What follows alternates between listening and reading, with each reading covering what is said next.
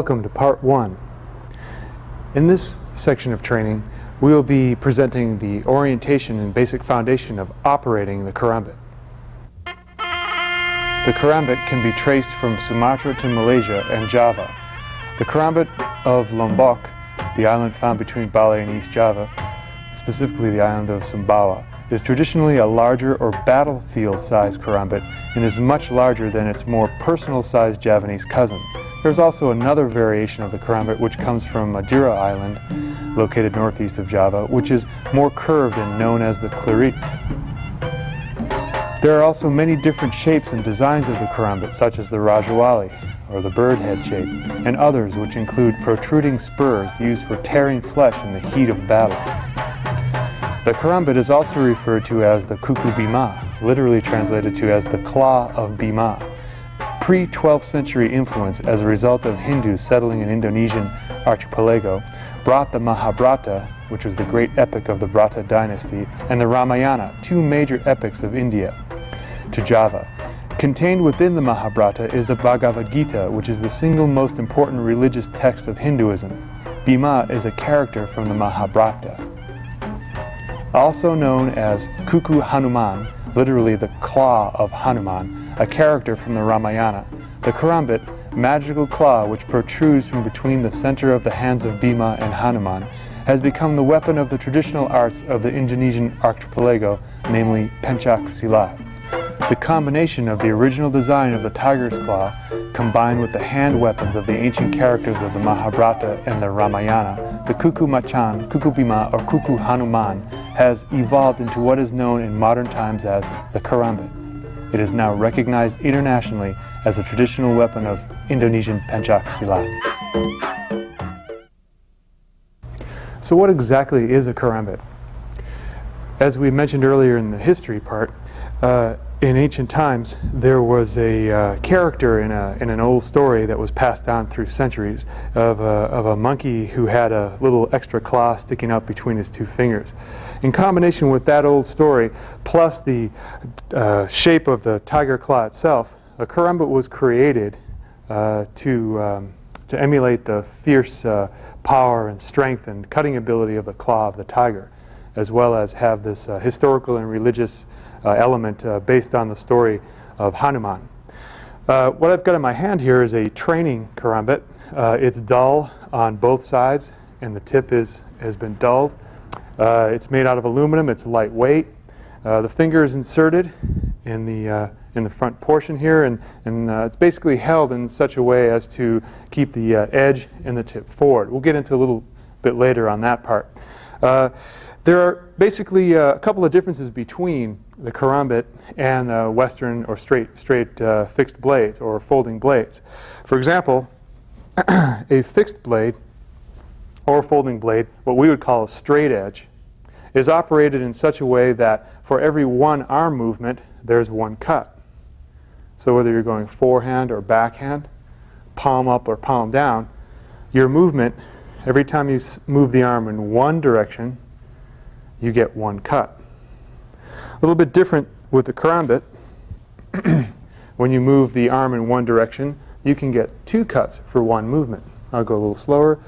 When it comes out, that's one, and turn, that's two. But the arm only moves one time. Two cuts for one motion. It can be operated palm down or palm up. There are many different sizes of Karambit. Another trainer here has a little bit nicer handle and gives me a little bit more reach. This was considered a battlefield Karambit back in ancient times. Extended fully, it gave you almost another foot reach with the finger in the hand in the battlefield if you needed it. The same principle applies. One arm movement generates two cuts. So basically, the difference between the two types of blade is one is a straight edge and one is curved. Before we get going, I'd like to review a little bit of terminology so that when we discuss certain techniques later on in the video, we'll all be on the same page and same sheet of music. First one I'd like to take is what's called juru, J-U-R-U. It's a type of movement made with the body, similar to a kata in karate, for example. where you do not have a training partner and there's no one in front of you, just moving in the air. That's considered a jiru. A bua means the actual fruit of the movement. For example, if I could borrow Ben, I'd be doing a specific movement with his arm on his body. This would be considered a bua, where I'm applying a technique to a body. If I did that technique outside in the air, that's a jiru. If I do it with a body, this is considered a bua. The next term is called harimau. Harimau literally translates to tiger, or tiger method, tiger system. That is when it's operated close to the ground. When you're moving and you have a 3-point or a 2-point stance, as you move, this type of style, this type of movement is harimau, generally attributed to any type of technique low to the ground in the length and the width of a tiger-like movement. While we're on the ground, if it's a pure 2-point stance or nearly sitting, this is anaharimau, means the son of the tiger, or a smaller, lower to the ground stance. Although there are many different types of karambits, as we've seen earlier, there are generally similar parts to each karambit. Much like a car, almost all cars have a steering wheel, most have brakes and gas pedals. Same thing with karambit. Even though there are different styles and different types and shapes of karambits, there are basic parts that are identical, and you'll find common throughout all of them. We're going to start at the bottom. This is obviously the handle where the finger goes through. This top part, if you look at where the thumb goes, this is a brake where when you extend forward, when the karambit moves forward, the brake catches the lower fingers. So that's called brake. It gives you the lock on that extension. Up here. This is the back, or sometimes known as the spine. And obviously this is the front curve.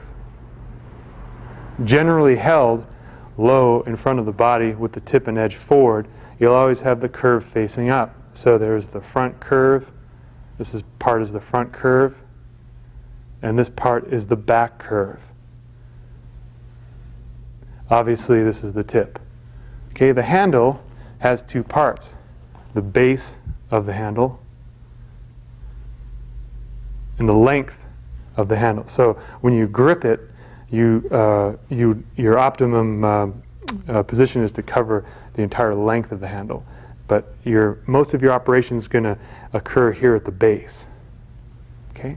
So one more little usage for this brake at the top is your thumb can be placed on the top of it. So 2 positions are the finger brake, which is an extension, and on retraction, the thumb can be placed on the top. And we'll get into that in a second when we talk about grips. There are several grips in which the karambit can be held.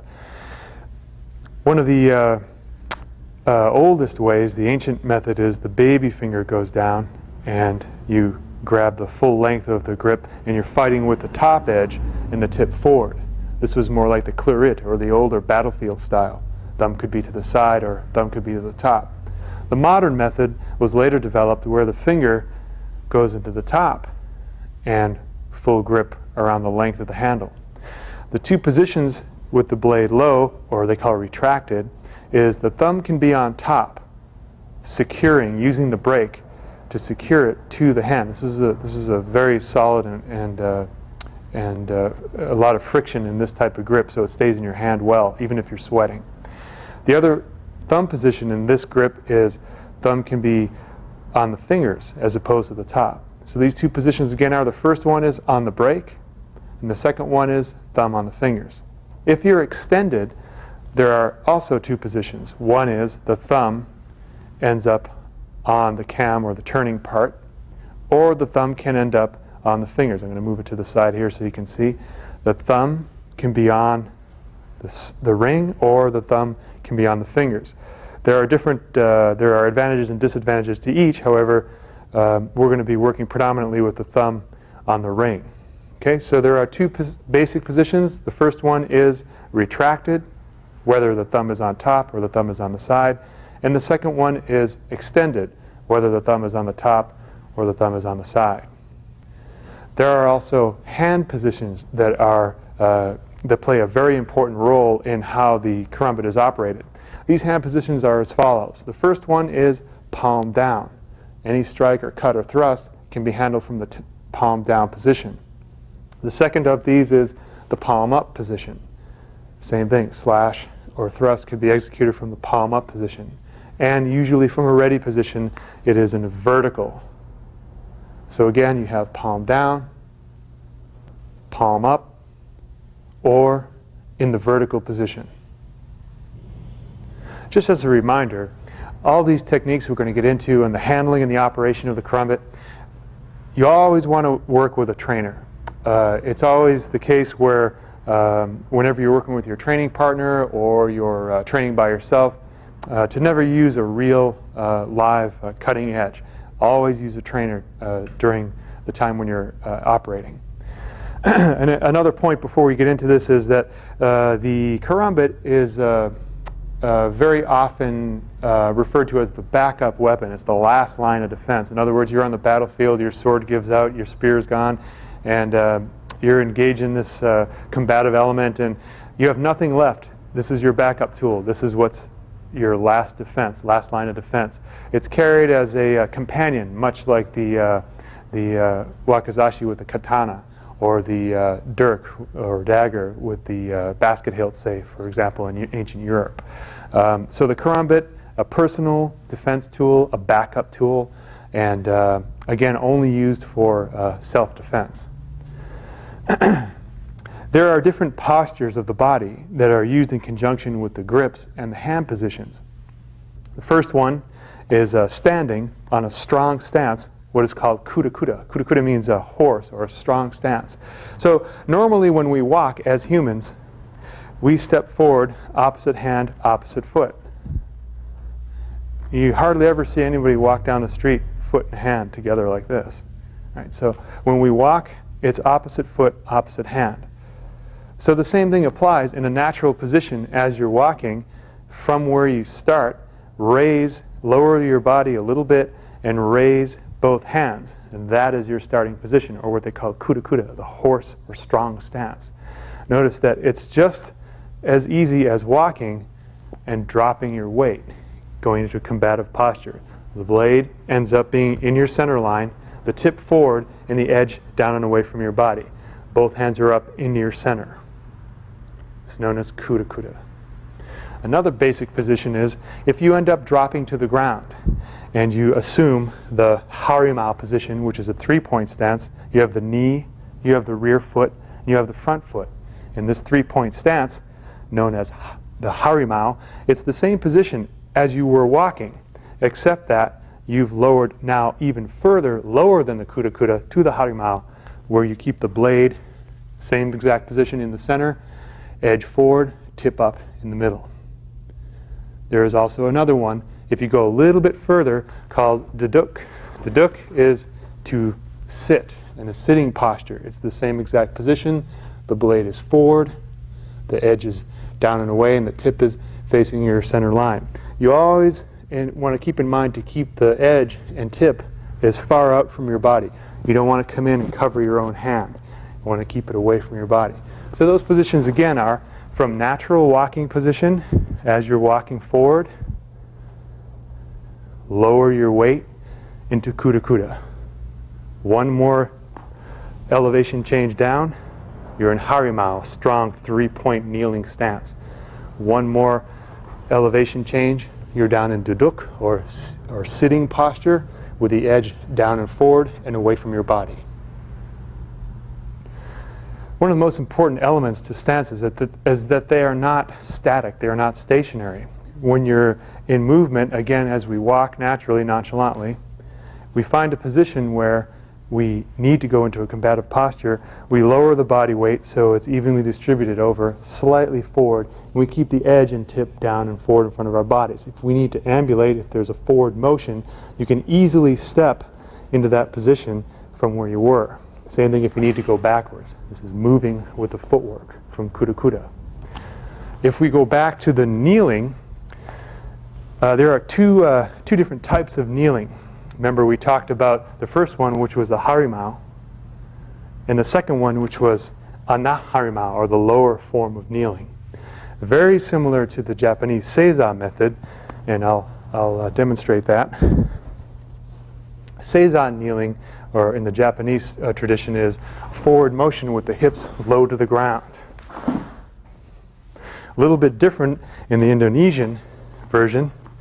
That is, from the harimau, your movement comes down with the knee. So the knee drops first, your weight stays forward, then you shift your weight to establish the secondary three-point stance. Same thing applies for if you're moving backwards. You keep the same weight distribution and you use the knee as a support as you come down. So again, the knee comes down first, your weight pulls forward, shift, so your other side equals. Then when you move down again, knee and up. Same thing applies to sitting posture. In the duduk, when you come down and you're changing, the second leg comes up and you change positions and positions again. Especially comes in handy if you have multiple attackers. Somebody behind you, you can easily switch position or come back again if you had to. One of the best forms of application, when you change elevation, you're now on the low line. The advantage of the harimau movement is that you're staying on the low line, which detracts from his ability to turn left or right on the high line. This gives you the advantage, moving, striking, and operating down at his low line. Again, this is known as harimau. One of the best training drills I found, which was passed down to me from my instructor, Pa Herman Sawanda,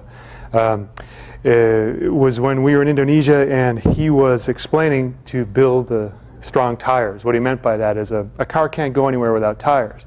And the same thing applies to the human body. If you have legs which are insufficient to hold your weight or your movement or your speed, you need to build the strength in those legs to compensate for that additional force necessary. So one of the best drills that you can do is taking your either leg, left or right side, come behind your body as you place the foot, coming down to the ground, putting both cheeks right on the ground. Put your tail down, both feet make contact. Your hands are in front of your body.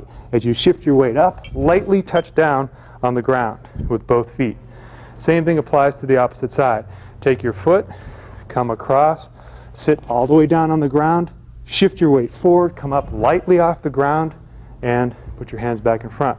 This strong horse stance, or kuda kuda, is what builds the strength in the leg.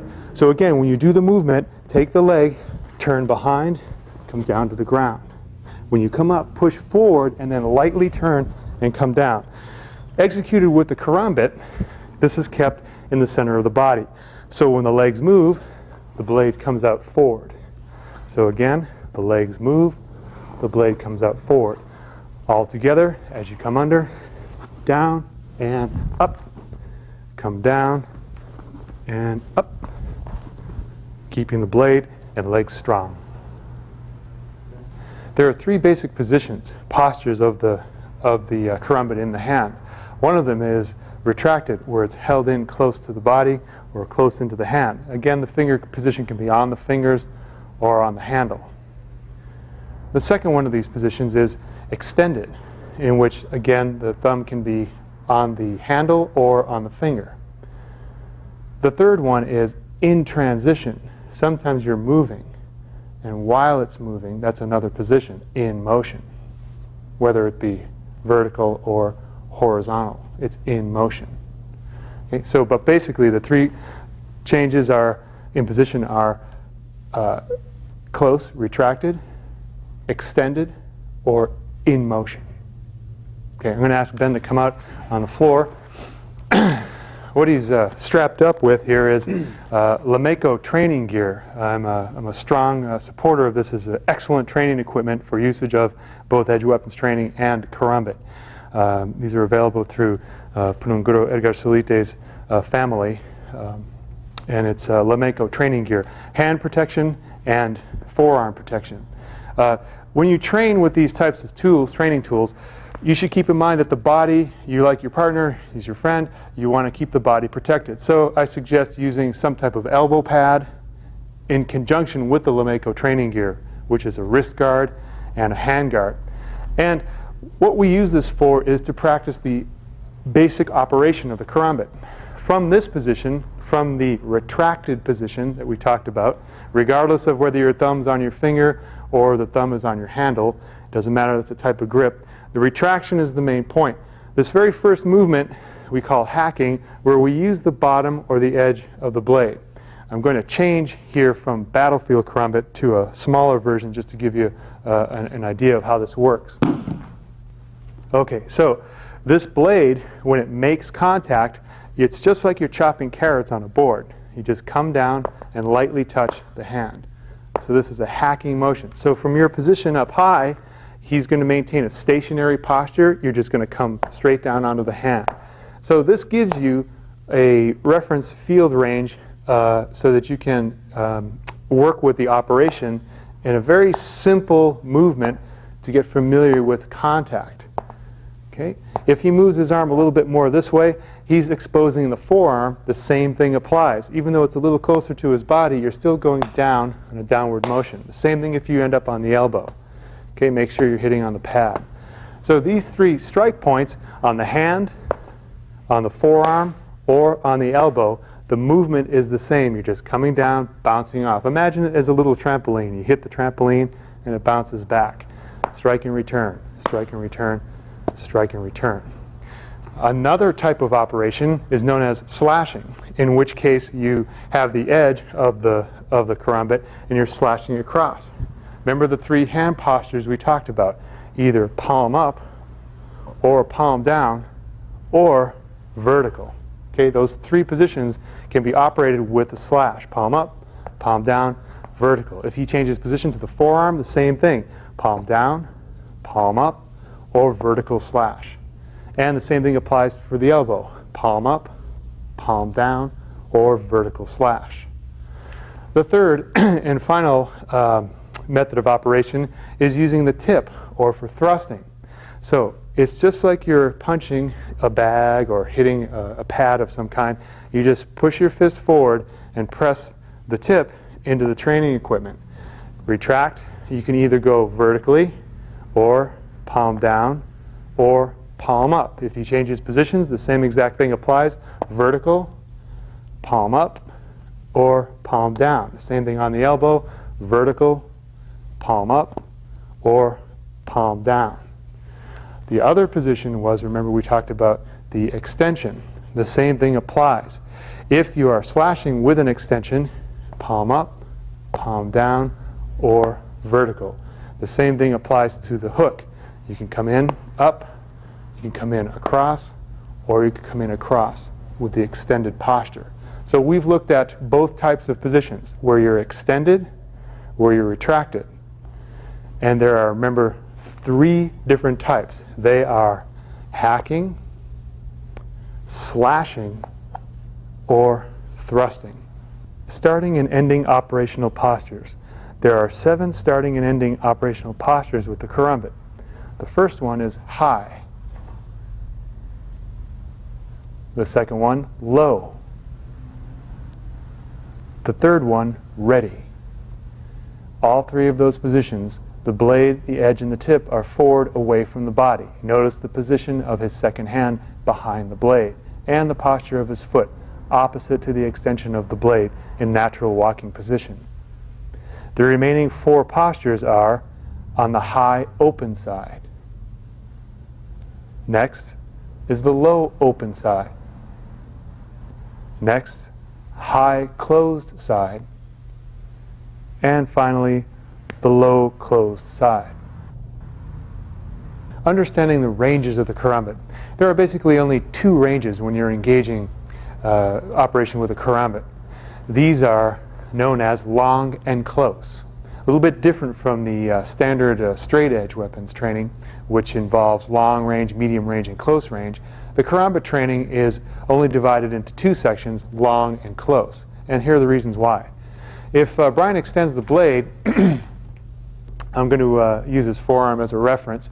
My distance from him where we cannot make contact with each other is considered long range. If If I take one step or he takes one step forward, I'm within close range. This is the only other difference. Because from close range, I can extend from close range and be able to reach extreme close quarters or a vital closer to his body. So simply by just extending, changing my posture and grip, I can go from close to extreme close in just staying in the same posture. So again, from long distance range, we cannot touch each other. Even extended, we can't reach each other. So when either one of us takes a step in, we're now at close range, close quarters, and with one small movement of changing from retracted to extended, I've changed my posture and have come to extreme close quarter range. So there are basically, again, only two postures when training with the Karambit: long range and close range. Basic training drill number 1. These techniques, which we'll be getting into, were derived from various styles of Pencak Silat, namely from West Java. We'll be working in 3 different main styles that were taught by Guru Besar Sawanda. One of the first ones, a village that we trained in called Chimandi village. There was a series of movements and they had numerical values, Satu, Dua, Tiga, in the order of which way they were taught. And we're going to take them a little bit out of order, but they're still applicable to our situation at either close or long range. So the first one we're going to take a look at is your hands will be coming up to protect your body. Remember we talked about that type of training called a juru, which was done in the air. Okay, so this particular juru, the hand comes up and the left hand comes down this way. So one hand comes up, the other hand comes down. Okay, that's all that is, a simple forward motion like that. This is the juru. So the foot would come out and the hand would come up like that. Okay, so if you put it all together, the foot comes out and the hand comes out at the same time the lower hand comes out to protect. So you have a palm down position on this side and a palm up position on this side. So let's take a look at that again. When the foot moves, the hands move together. This is the juru in the air. It can be done on right and left side.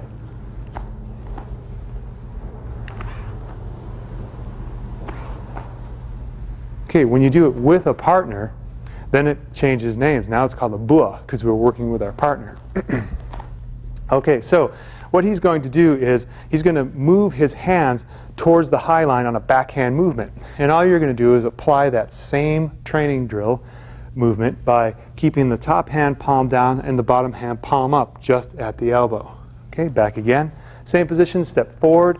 He comes in, palm down close to the body, palm up away from the body. This is a juru. Now, let's say we want to apply it with a Karambit. We already know this position is retracted. If he happened to have a training tool in his hand and he is coming towards the high line, our application is contact going down and away from the body. Okay, so this motion again, same position as we did with the empty hand, except this hand comes up for protection. So we come in again, down and away from the body. This action of striking down, remember our first method of operation, just making contact with the training equipment. Back again. And one last time. Notice the foot position to provide support. Palm up above the elbow and the Karambit down and away from your body. Basic training drill number 2. Again, in the Chimandi system, in Chimandi village, it's one of the first ones we learned. It's called Chimandi Satu, which means the very first one. So the first one is an outside motion, similar to the Filipino method of gunting. By the way, those words are the same in Bahasa Indonesian as it is in Tagalog. Gunting meaning scissors motion. So this outside hand comes up first, the back hand comes under, in a closed fist motion. You wipe, just like this is really itchy on your forearm, you wipe up, under, and this hand comes under your elbow. This is the basic training drill number 2, which is Chimandi Satu. Left hand comes up, at the same time the foot moves, and then followed by the opposite hand under, and wipe, and come under. Okay? Again, I'm executing what they call a juru. It's just done in the air, no training partner, no training tools. Okay. With my training partner, I'm going to ask Brian to extend his arm for training. As he extends his arm, this outside hand comes forward. Remember, we're moving the foot and the hand at the same time. So the foot and hand come up, and then the bottom hand comes up under it and takes the position. Okay, so move that again. Hand and foot, and outside hand comes under. Now, if he was to hold a training tool in his hand, and I was working with the karambit, assuming any posture, whether the thumb's on the top or thumb's on the finger, he thrusts towards the center. I do that same motion, and this time I'm drawing across on a slash. So I want to finish with a slash. Okay, so we'll do that again. Comes up, outside. This is drawing to a slash. Back again. 1, foot and hand. 2, the karambit comes up, and finish with a slash. This is the bua, or working with a training partner. Before we continue, I need to bring up a small training point for reference of position on the human body. If I can ask Ben to hold his arms out straight in front of his body, there are 3 positions you can end up with when working or operating with the karambit. The first one is on the inside. That means you're between the thumbs or inside the body. When you're operating inside the body like this, it's traditionally applied to Shabandar technique, which is usually entry, masuk, or entry from the inside. If I was to take one step to the outside, I'd end up on line, which is not exactly a great place to be, especially if he's got a weapon in his hand, but it's a little bit better than the inside, because on the inside, a good trained fighter, he's going to have a punch, which is available. He may have an elbow, which is available. He may have a headbutt, which is available. He may have a knee. He may even have a kick, all on the inside available to him, not someplace I want to be, because the same thing can happen on the other side. So if I take one step, I eliminate that whole side of possibilities. However, I end up on the side of a fist or a kick or a punch or a weapon in his hand. If I take one more step, I end up on the outside.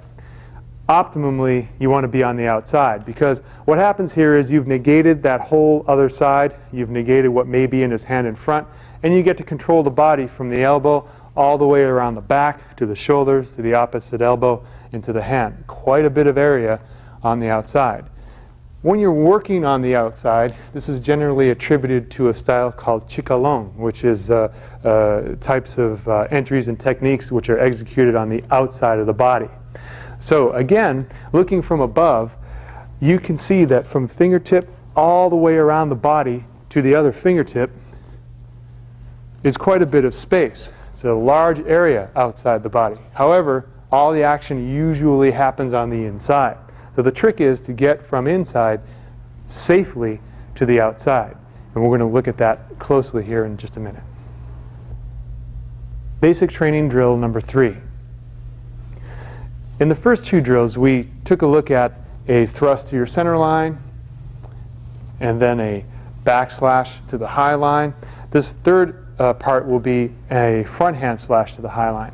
So in order to prepare yourself for something like that could occur, from a system called Shabandar, which deals with the inside entries, you would bring your lead leg forward, bring the inside hand back, and the front hand forward.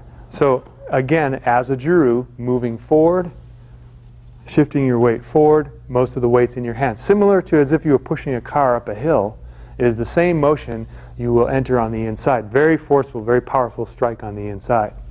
Okay, so again, the foot moves at the same time as the hand does, and the hands stay up in the middle. Okay, so if I ask my training partner to, with nothing in his hands, to come forward on the high line, I'll be moving in to his center. I'm located on the inside of his body. This is known as Shabandar. Okay, so again, this hand comes up and turns. I'm catching it on the inside and turning away. Okay, if he was to have a training tool in his hand and I'm working with a training karambit, the same thing. I check that second hand with the karambit as I protect. This is Shabandar.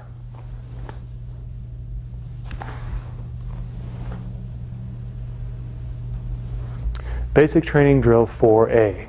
We're going to put all the pieces together here and take a look at how they flow as one fluid motion.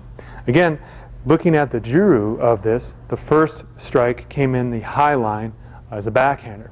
So remember, we used that chimande dalapan, which was the first one. We came up and had the second hand under. The second one the second drill was he thrusts into your center line, and we used chimande satu, the very first one, to control and clear the center line. The very last one we worked on just before this was it came in on the high line on the inside, so we used a shabandar technique.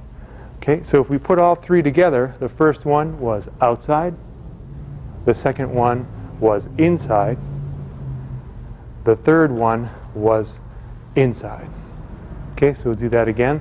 The first one again, on the high line, outside, on the low line, outside, and the final one on the high line, inside. Working with our training partner now in bua form with empty hand is, starting from the high line slash, he comes in, you're doing that same motion. He pulls back to center on the center line, come up, and he pulls back on the high line, and come back. And we just repeat this motion over and over again. High line, middle line, high line on the inside, high line on the outside, middle line, and high line on the inside.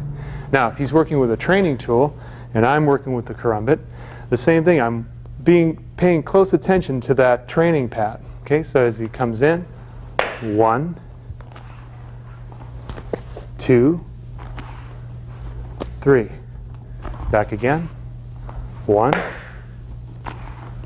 2, 3.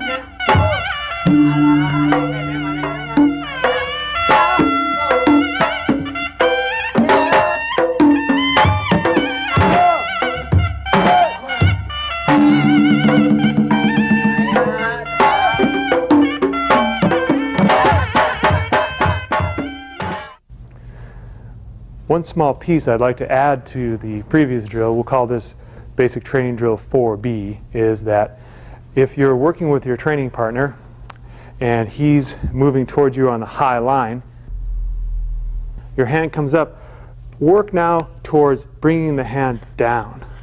The last element of this training is to drop your hand down. This gives you security in holding the arm, pushing up with the bottom hand, down with the top hand, so that you secure the movement.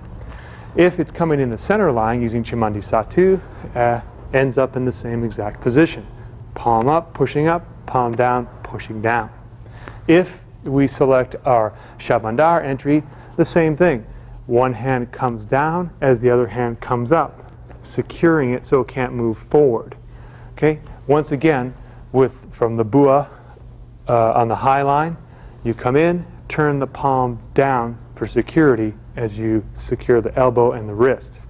If it's in the center line, the same exact position, and on the high line, same exact position. If he was to work with a training tool and I was to work with a training karambit, the first block would be, as we showed earlier, then slightly turn the blade down for security, locking it close to the body. If it comes into the center, the same posture with the slash and lock, and again on the shabandar, check and secure. Thank you for joining us on tape 1. Look forward to seeing you on tape 2. Additionally, we'd like to extend our sincere appreciation to the modern masters of edge weapons for their immense pool of knowledge from which this body of information was derived for self-defense application. Guru Dan Inosanto, Guru Besar Herman Sawanda, Bapak Suherman.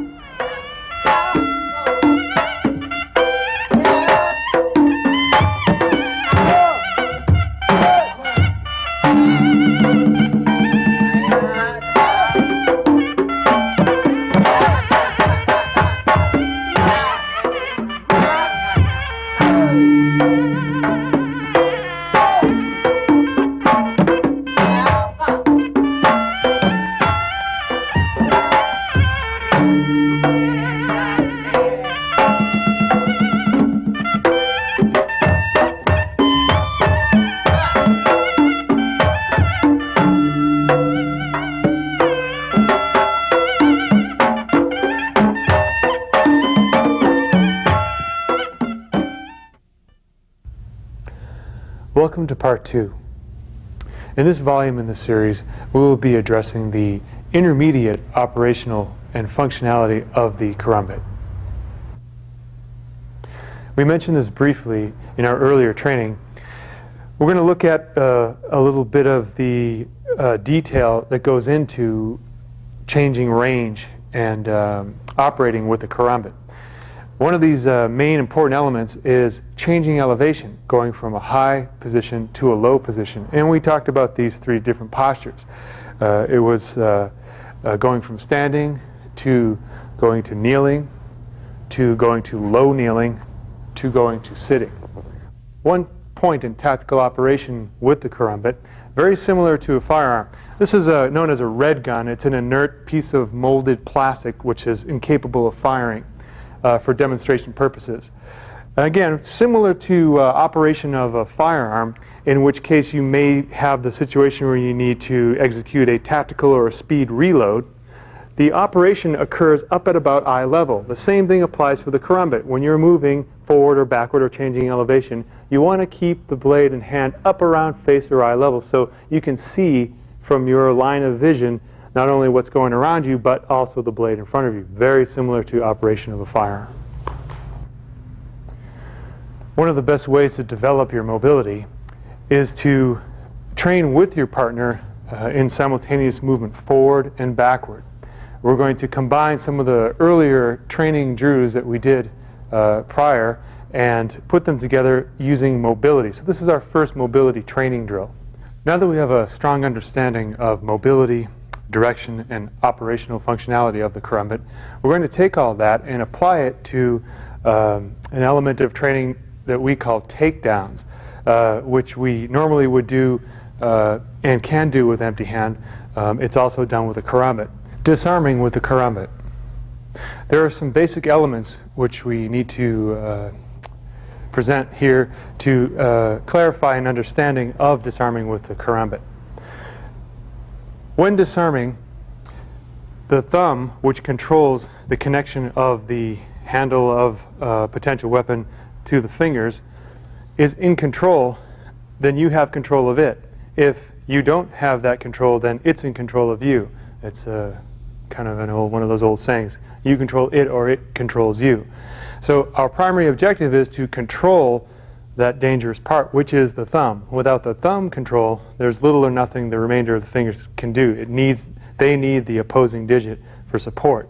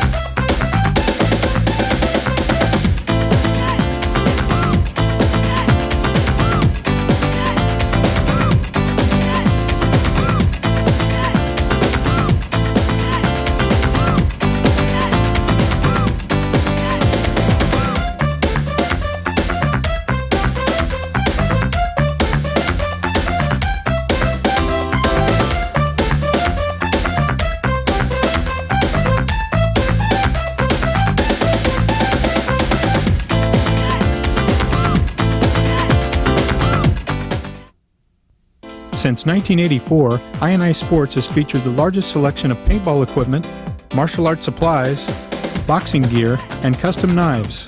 And with discounts from 10 to 60% off, there's no reason to shop anywhere else. So stop by or call us today. Visit any of our 3 Southern California locations 7 days a week, with stores to serve you in West LA, City of Industry, and Carson, or call 310-715-6800. I&I Sports, we've got what you need.